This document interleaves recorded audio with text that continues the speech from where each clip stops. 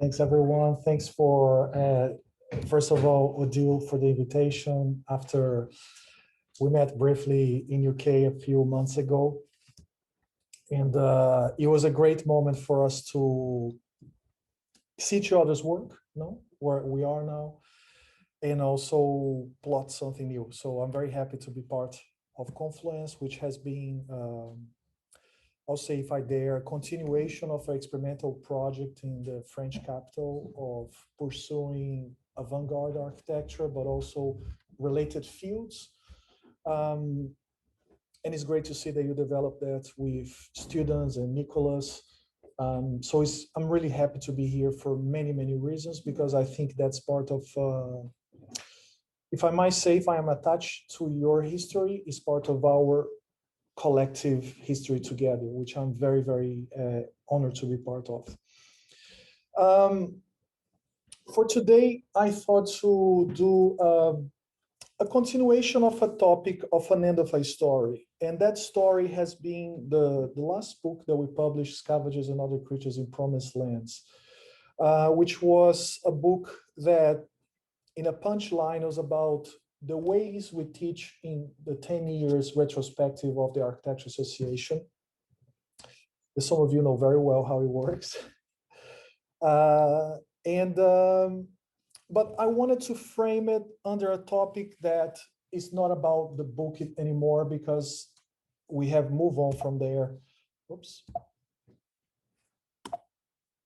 It was about a certain click here. Yeah. So, and I'll try to discourse a bit about this, the problems with our work, and at the same time, the problems with the field that our work sits, and what we have been doing to understand the potential and the problems with the work we do in the larger field. So that's why the title, Creatures versus Consistency. As it was said before, I'm part, I do teaching in London, but I'm also part of the Ostos, where is basically experimental studio of architecture. And I'll try to explain a little bit of what it means to be in with an experimental studio. What does that mean today in 2022? Not in the 1970s, not in the 1990s, not in 2000s. Like some of you know me, maybe not in 2010, but maybe now in the 2020s. But the initial idea of consistency, I think it comes for places that we think they're where we belong.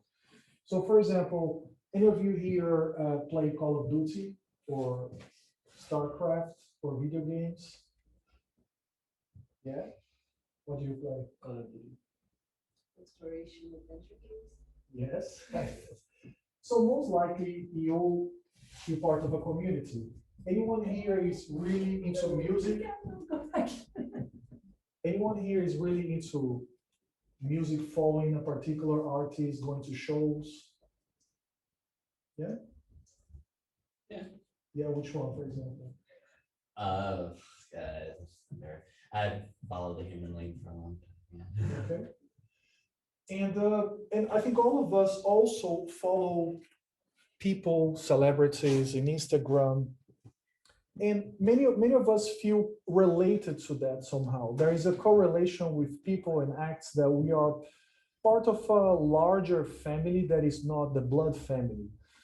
And I'm very interested about not why, but how what we like influences beyond the sphere of that. Sometimes you introduce yourself as a gamer. Sometimes you introduce yourself as a metalhead. Sometimes when you graduate, you say that you are an architect. That suffices for now. What happens with that throughout the years? What happened with that as the years pound in your back and something changes, where you construct more and more work, and then you start creating a body of work that relates to each other, or it has its own anxieties. So the idea of consistency is a look at the culture, not of what we say we do, maybe when I'm bragging on Twitter, but something that we actually do. Culture, not of what we say we do, but culture as what we do. Our acts every day, what pines every day, what it then links to habits. And there's a major difference to that. I know you guys were voting a couple of days ago or yesterday, and that might relate to some of that as well. And some of those passions, they run deep in a sense that it even shifts what we understand as reality. So this is Don Quixote, which is what Cervantes, the writer, was talking about with his classic, maybe the first act of literature as we know it. And the book goes as he goes with his helper throughout adventures. The first half of the book is so entertaining and is cheerful, and he's trying to save ladies, imaginary ones, fight imaginary dragons.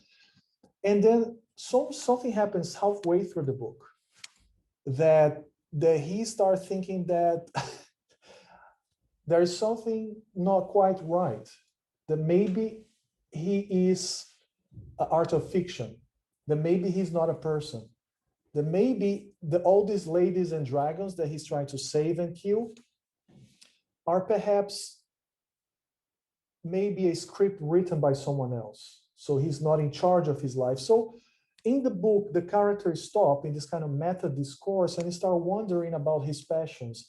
He wonders about its affiliations and the fidelity to the passions.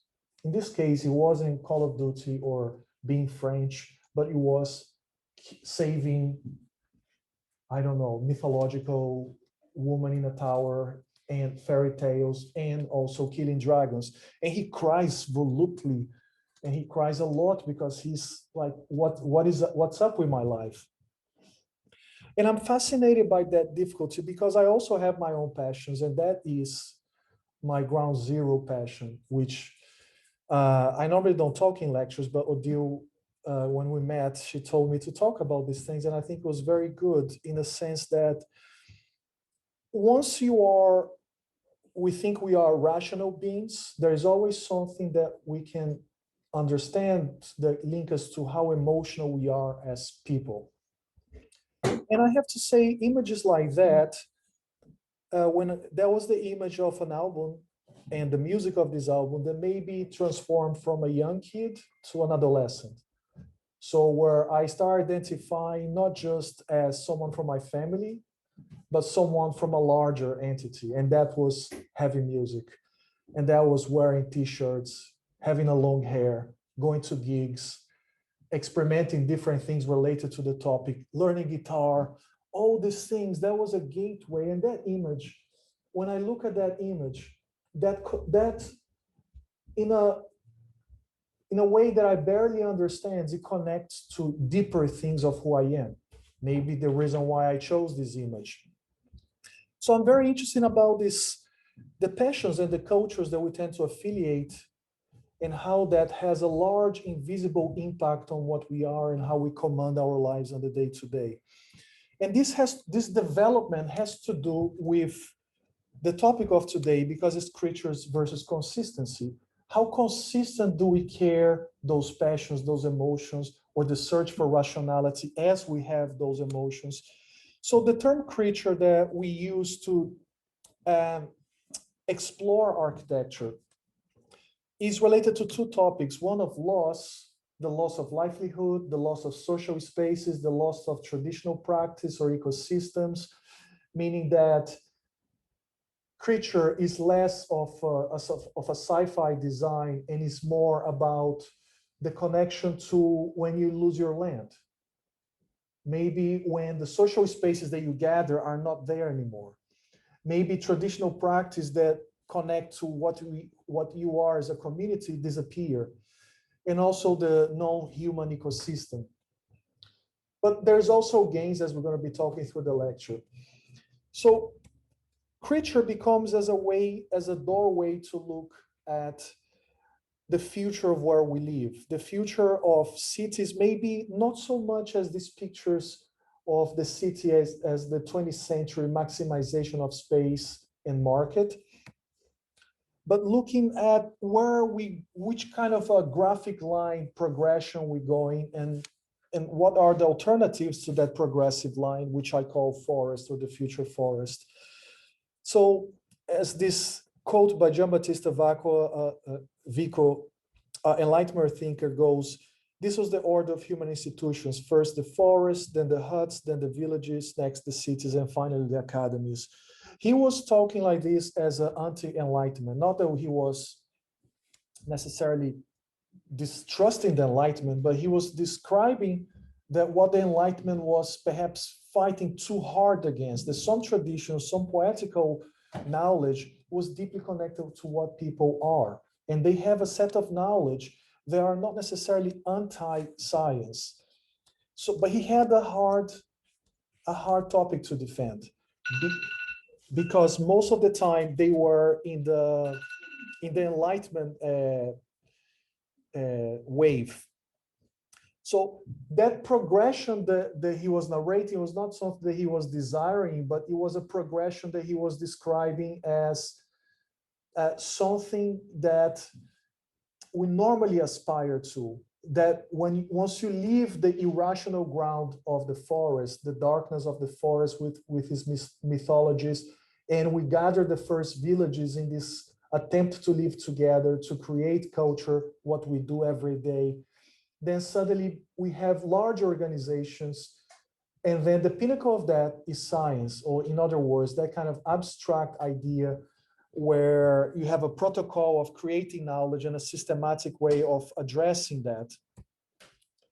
So on those topics, something else emerged, a different type of place to build architecture, where mythical lands are places charged with memories, where ancestral ties and social religious practice bind people together.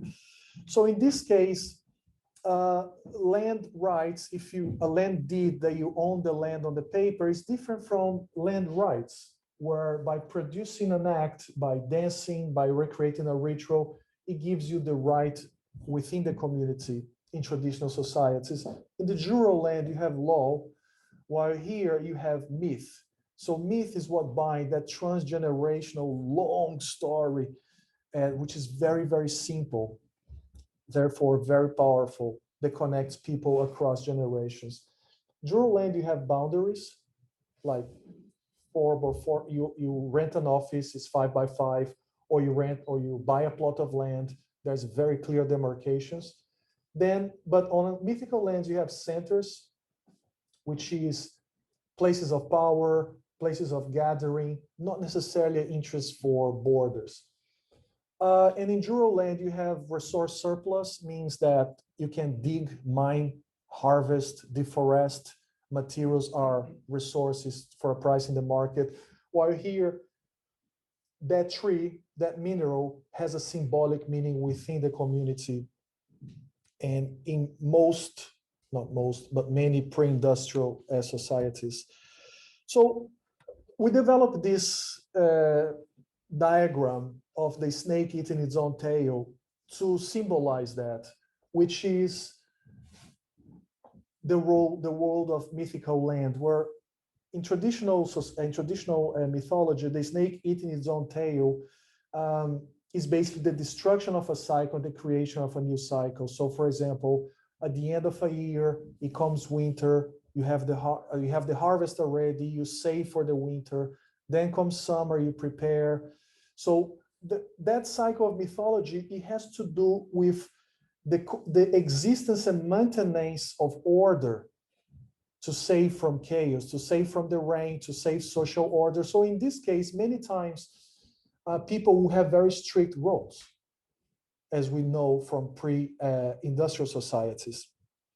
So this is the mythical land diagram, where perhaps, where Vico was saying, the forest transforms into houses, that transforms back into forest, that goes into village and academies. And then he always says in his books that in case the academies go down, the forest is the place of darkness, meaning that we're going to be savage again. And perhaps, and this was his fear with enlightenment. And my idea here is to discuss where we are today, and to think maybe the forest is not necessarily a destination of depravity, but maybe we also have a future in those lands. Lands that are not just jural, but are also mythical. And maybe we find ways how we can start living in those places. So how to do that work is we used drawings to meditate. We use drawings as a way to add scales, to collect ideas. And many times in architecture schools is about producing a drawing that is a plan or a section, which is very important to produce the design. And I think these drawings are not there yet. There's no proposition. These drawings are trying to understand, to put together the paradoxes of when we look close of what we do. Not what we say we do, the ideals, the horizon of possibilities that we want to partake in, or we wish will be there, but as what we actually do.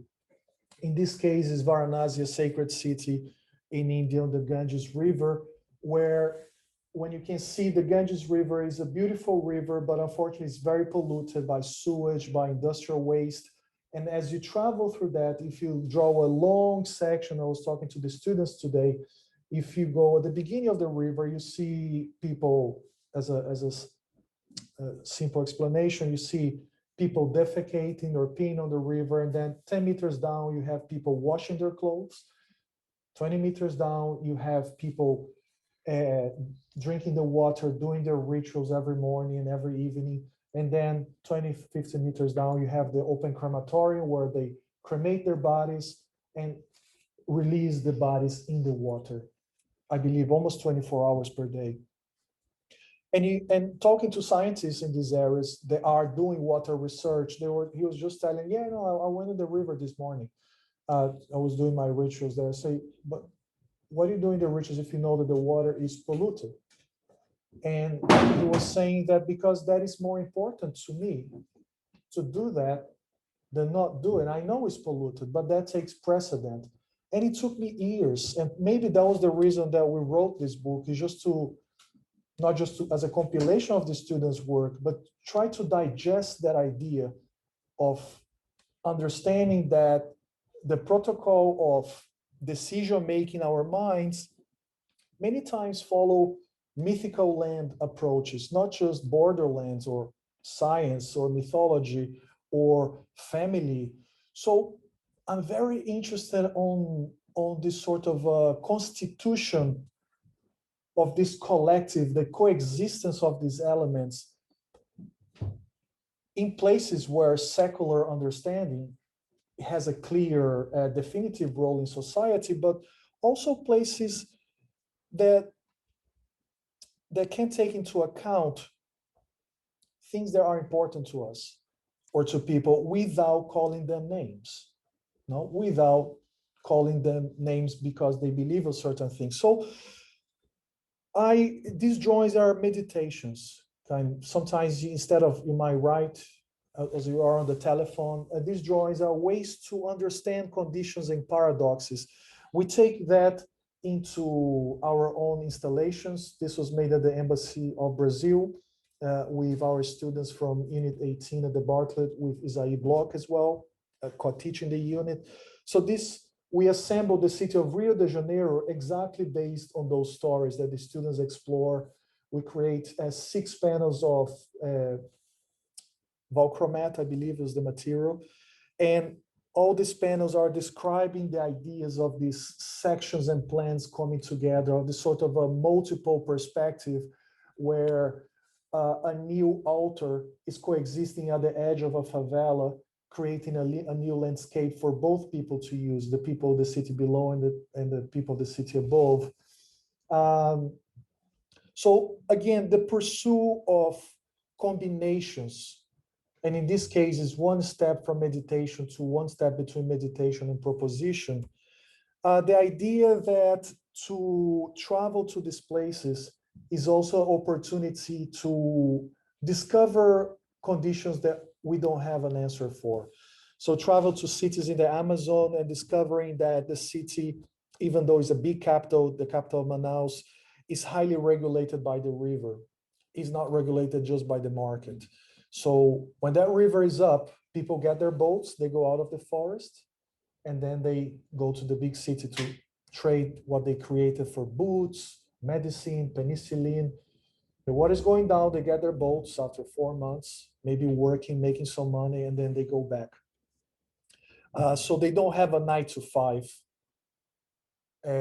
working every day, working every month. It's a seasonal creation. So I'm very interested on these other topics where the forests create, or nature in this case, create force different cycles. So nothing is available 24/7. No, you cannot buy or order things all the time. There is a limitation, there is a cap on that.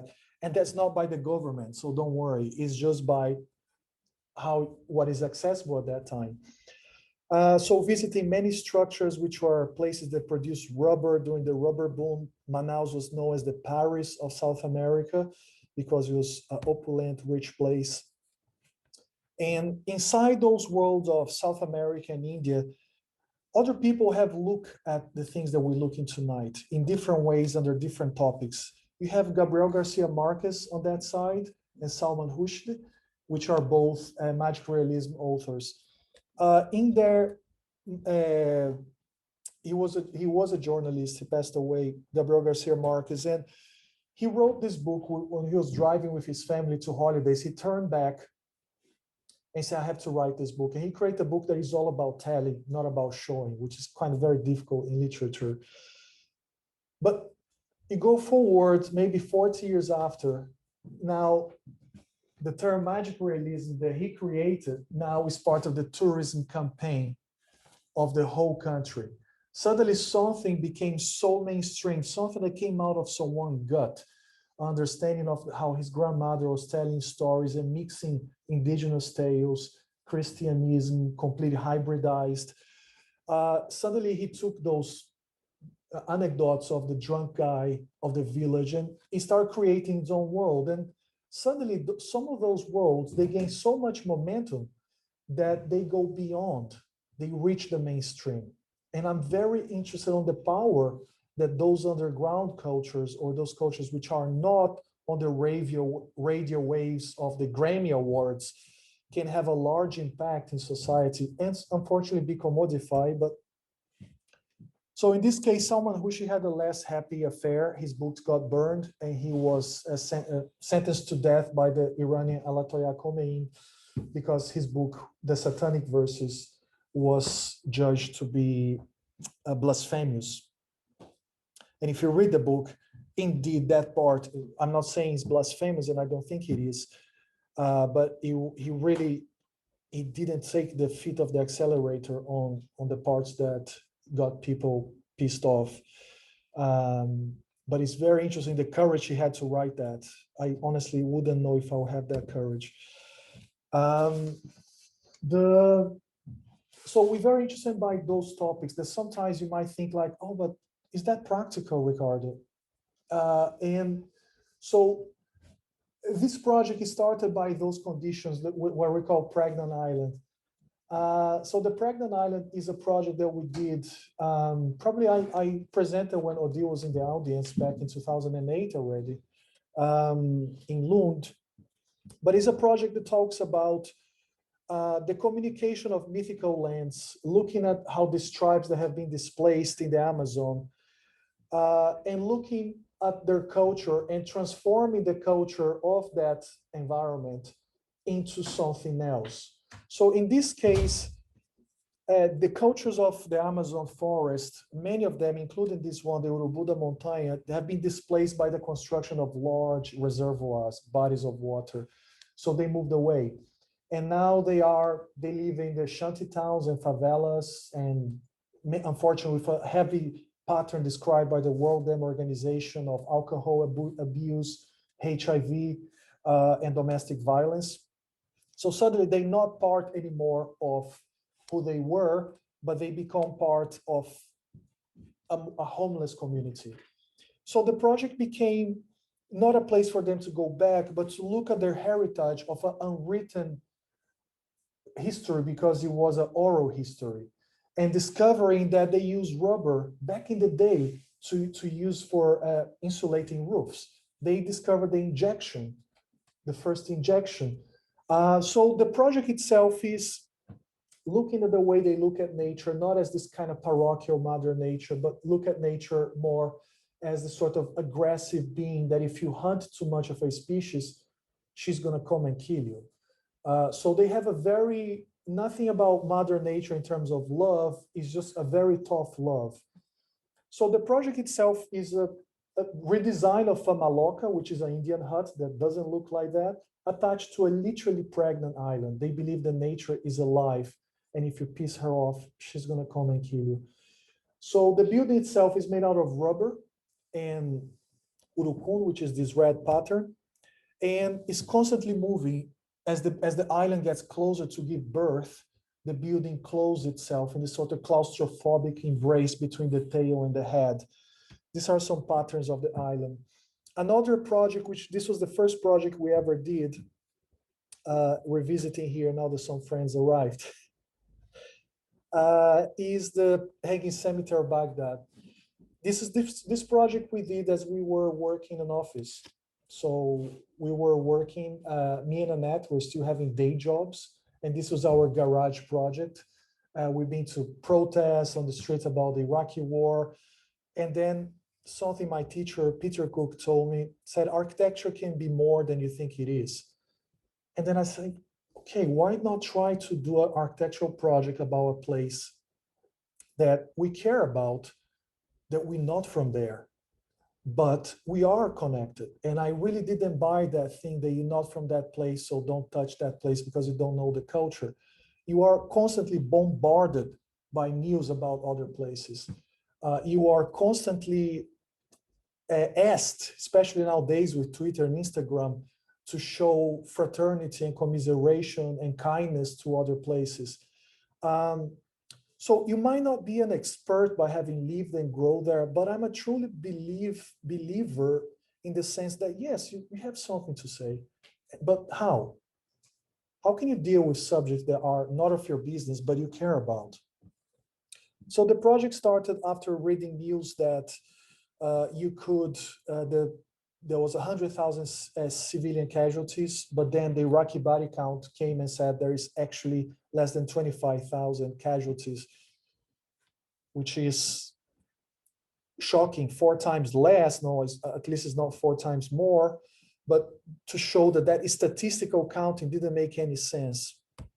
So we wanted to talk a project about this. How is to talk of a geography that you deeply connected through the news, through at that time before social network, newspapers, and the tele news.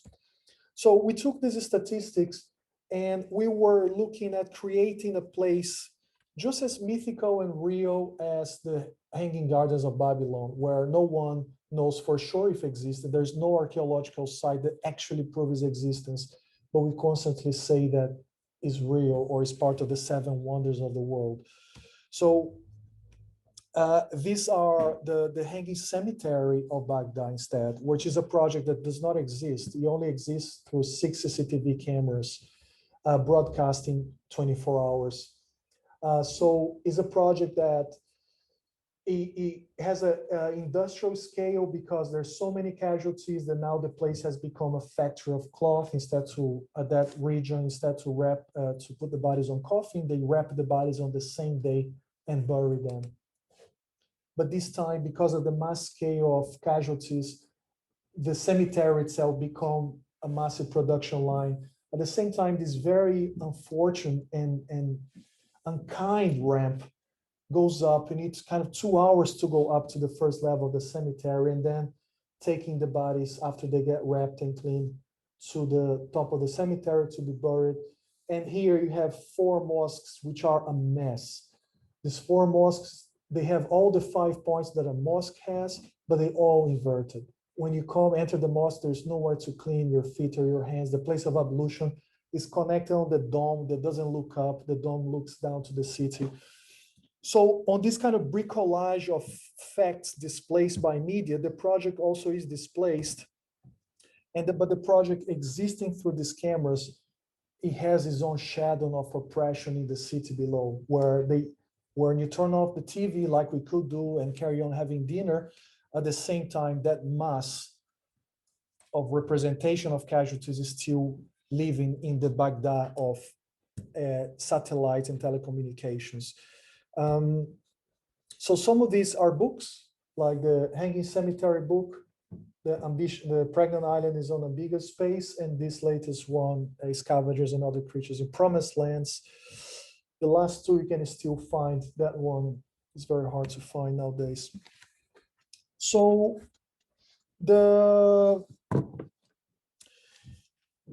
going here on this part of the lecture where Neil Gaiman, as a fantasy writer, he nailed a couple of things very well, which is the connection of the world of fantasy and the world of reality. So in this quote that you probably read, he was based on this book called American Gods, which is also an Amazon tale, Amazon series. Everything is a series nowadays. And the American Gods talk about stories that don't want to go away, that stories that permeate among science, that permeate among celebrities, that permeate about a massive rate of divorce among young parents, that permeate around many of our contemporary statistics. So American Gods is about this god, Odin, Scandinavian god, that goes into a famous American crossing the country to fight a new god, which is technology, which is all these old gods that came with the immigrants in boats, the Irish gods, the African gods, the South American gods that are now, they all very weak because no one worships them on the stories. So he goes gathering these gods, which are now employees in McDonald's. There are people sitting in their house, and he gathers that and say, let's do our last stand against the new god, which is technology. And I'm very interested about that topic of, again, that some cultures is still hanging around. And when we think that some cultures have no impact, mythology as a structural of thinking and sensibility, even if sometimes it is seen as the wrong way, it still coexist. So, for example, people carrying their houses in Indonesia, the house is a part of the family, or in Cambodia, where people move their houses according to the flood. So the architecture perhaps is not high tech as in the Japanese metabolism, but people here just put them on a bike wheel and just move them too close to the river. So all these elements of where the mythological part of Indonesia, where it is a house member, here becomes a business opportunity, to move the house aside. And one student gathers some of those conditions in this project. I think it's the only student project I'm showing today,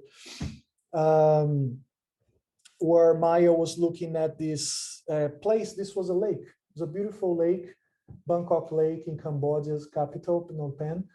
And this lake is now a sand pit. And it was made so to create a high-rise, expensive luxury high-rise in the Cambodia capital.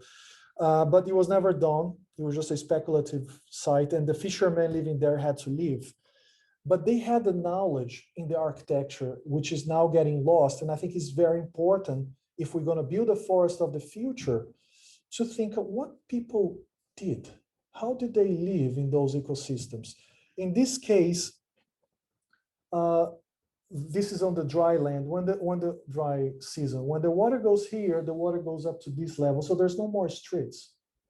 When the water goes up, they use boats. So this water of the lake once a year is seasonal. So all this workshop area, the selling area is gone. So then the livelihood changes. It is not 24/7 anymore. It's not going around and doing what you did a few months ago. That seasonality forces a new way of doing things. So forcing creating a habit, a pattern, a new story around that. But that used to exist at the center of the capital. It doesn't exist anymore due to this development around the dotted line that Maya produced. And they gave the World Bank forced the developer to give back 14% of the site to construct. And then Maya said, maybe instead to give 14%, let's just give 3%, meaning that she's not some kind of a neoliberal pig, but she was just interested in giving more space vertically, not just horizontal. So she started creating a project where it will have a horizontal fishing dwelling where vegetables can be created, where residential and public transitions can take place, in correlation with the existing development. So in this case, these warm pillows, which is an innovation that she brought to the project, they go up and down. When it's the monsoon, when it's cold, they come down and close the forests and the in-between spaces. When they go up, then the in-between spaces are exposed and air flows circulating, creating places for them to seclude from the rain. And here you have a public space connecting the political center to the river, and or you have the livelihood like in the pregnant island, instead of horizontally, like now distributed typologically in a vertical connection.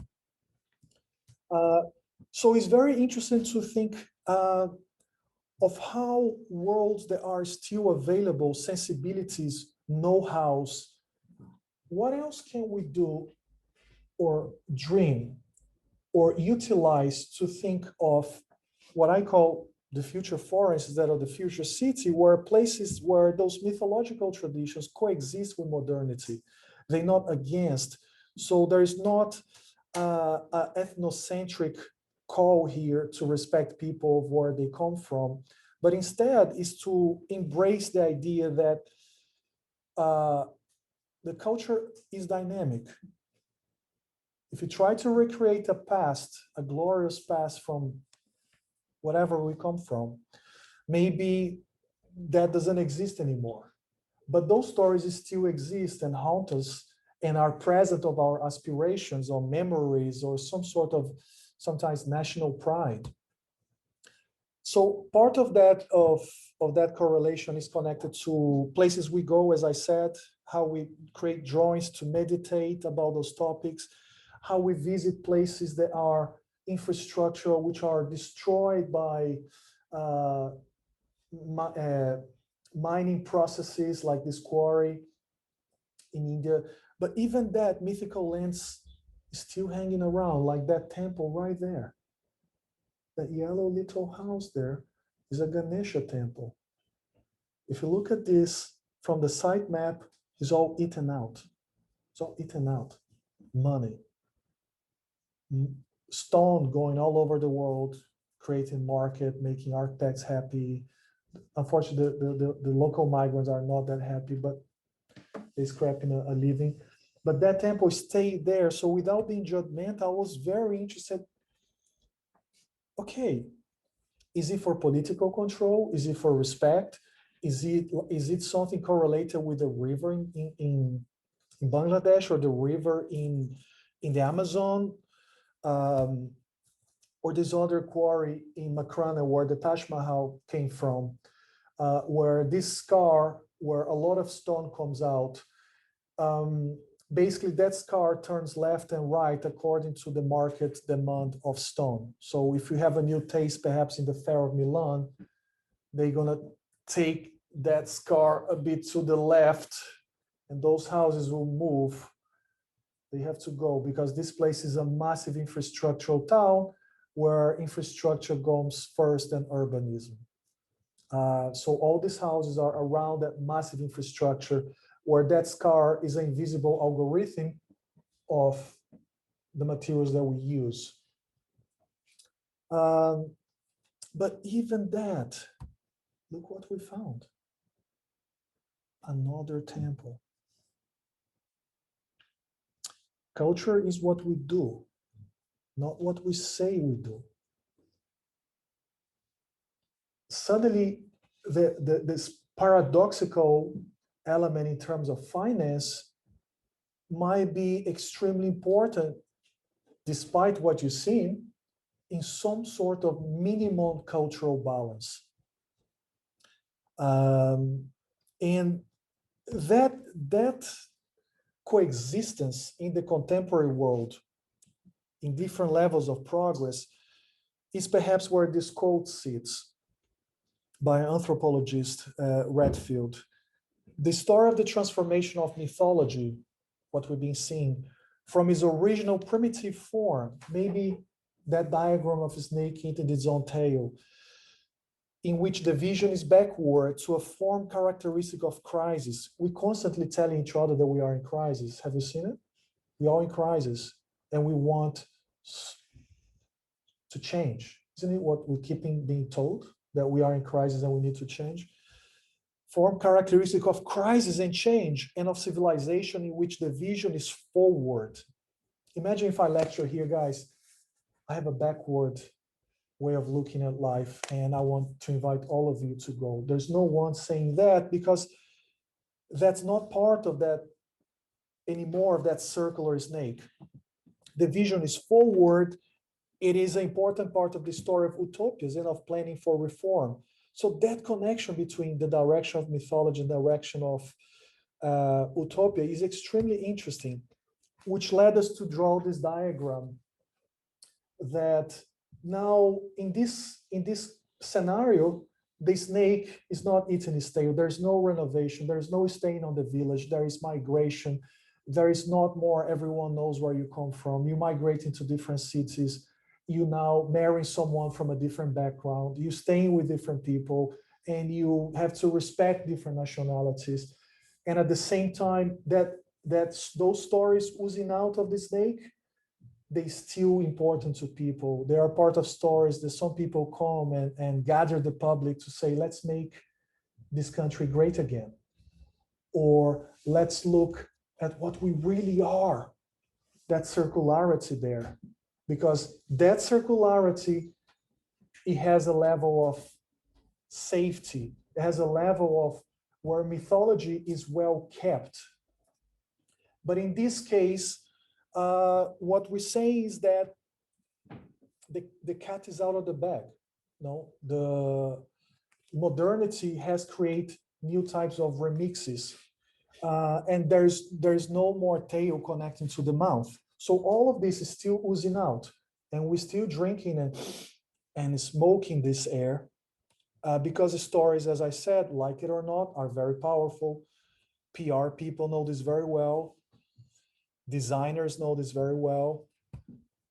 So the scavenger world, the word scavenger comes from exactly this idea of repurposing stories, livelihoods, pieces of fragments that are bombarding us through history, through the news, through media, and creating something with that. This in this particular work, engaging between what creatures can do to create sometimes interactive spaces where we can experiment and recreate some of these traditions through technology, not as an answer, not as a deep breathing calmness, but as suddenly having a belief, if culture is dynamic, that because there's no other way to bring the past back and make us great again as something that we think we were, or some people might think.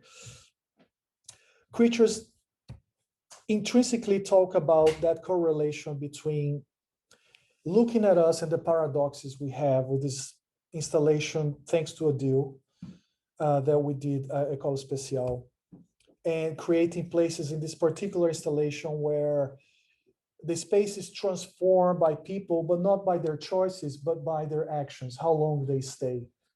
What do they do in there? And sometimes the outcome of our actions are not really symmetrical. The outcome of our actions are asymmetrical, as any kind of designer with digital technology knows. You can do something and the output is something else.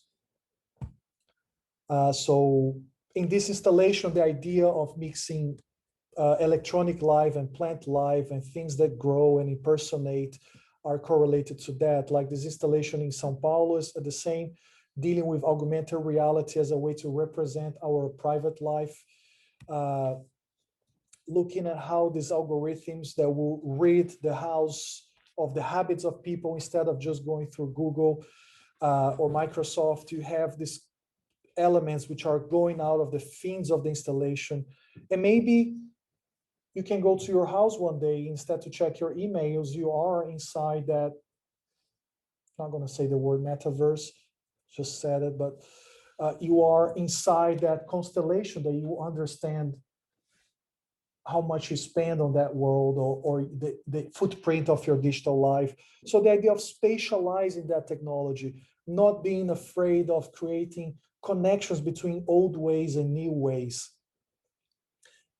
Because we still live today, even if Silicon Valley keeps promising us that technology is a savior, we still, those worlds coexist. And I'm interested in exactly on the coexistence of those worlds, not necessarily in balance and not in sequence. We can get things wrong. Or this installation at the Brazilian embassy again. So just going towards the final two projects. This project was in China, the creation of a forest where people will interact with it. This is now hopefully optimistically being built on the second semester this year. So we create this kind of sleeping creature where people tiptoe on its tail. And it's basically a giant coming from a strange land holding this tiny little thing. It's probably the smallest forest in the world. And once you get closer to it, your actions, how you interact with it, how long you stay, how much you hug the structure, all of that start developing that forest, that literal forest and the digital forest coming from it. So you can go out in its tongue, you can ludically play around, come out. So there is, even though you might not be 100% aware of your actions, still some actions are clear, deliberated, that you want to spend more than 1 minute hugging one of those pillows in order for the water to be dispensed out of the center of the installation to create this forest. So would people do it? Would they let that literal forest die and the digital forest die after? That is an experiment. We really want to see it. And it might fail, but I think it's really interesting because I'm interested in what people do.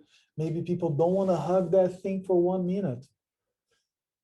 Maybe it's 10 seconds. Maybe no one wants to hug anything. They just want to take a selfie or to just jump. That is very interesting because it puts you closer to see mistakes. And that idea that experimentation in architecture is not just for the architect to experiment and put it out there, but we need to find ways to get feedback loop. So this project is really connected to that, trying to find ways where breathing, hugging, would people do it? Would anyone care? Did we communicate this narrative well enough? Once the project is charged and the light goes up, indicating that, okay, for today is fine, or for this first 2 hours, the task has been done. Would people understand? Is that important? The same as the installation at ESA. Many people look at that creature and say, I saw it moving. Actually, it was broken for 10 days. And then we came back and fixed it, and then it was actually moving.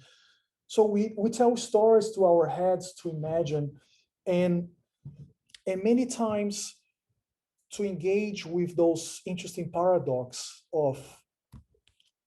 are very important, because we might not maneuver through an ideological clear footpath as Twitter feeds tends to force us, or some of us.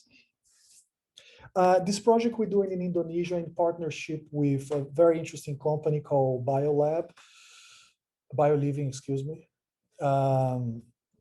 You should check it out. I'll give you the link later. So the idea here was to create a project on the edge of the city, a project on the edge of the forest and the city. Jakarta is well known in Indonesia for its mangrove forests, a mangrove forest that is not in a good state and is abandoned, because mangrove forests are not as glamorous to human walking as other forests. Now your feet goes half a meter below, as we see in Bangladesh.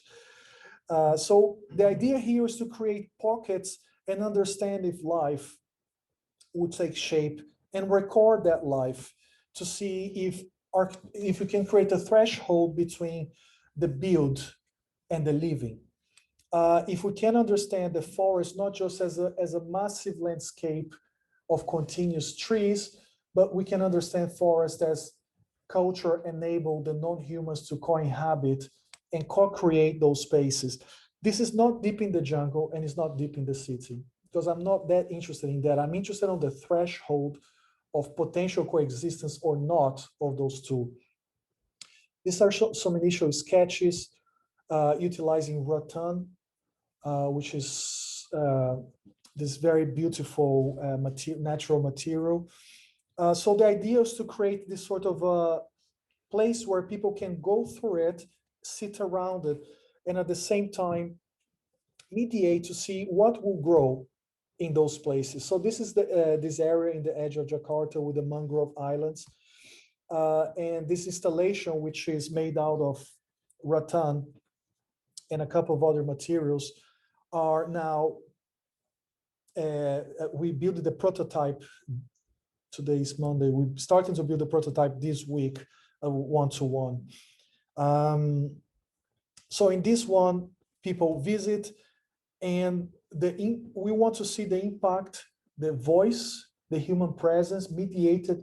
People cannot visit this site all the time. They have, I believe, 2 hours per day to visit there in this island, and be part of that experiment of if the levels of co-living on that edge of the city. And we're working with foresters and biologists to use the structure as nests.